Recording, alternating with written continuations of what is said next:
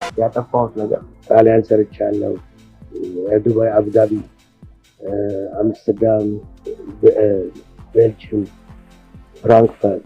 ወይ ለምን መጣ? አሁን ራት ልንበላ ነው እዛው ቁጭ ብለን የትም ሀገር ሰበር የወሰነው ጉዳይ የንግድ ዕቃ ከተዋወቅን እንኳን ወደ 45 ዓመት አሁን ነው። ሸገር የሚባል ድርጅት ነበረኝ። ሌላ ድርጅት ፒኤልሲ ነው፣ እሱም ታገደ። ካሴፔ ታገደ። በስሜ ነበር ወደ 30 ምናምን መኪኖች ታገዱ ነበር።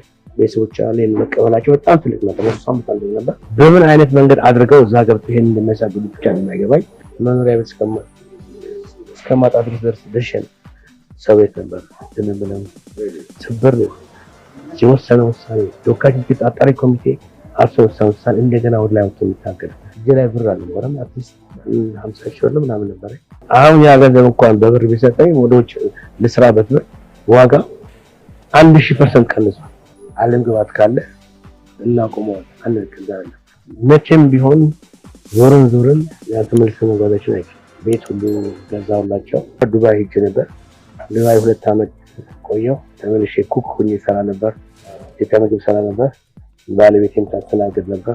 ማንነቴን የሚገልጽ ነው። ላመሰግነው የምወደው ሰው የምፈልገው ሰው ቴዲ አፍሮ በዘጋጋሚ እስከ መቼ ነው ምንድነው አንድ አካል ይበቃል አይልም።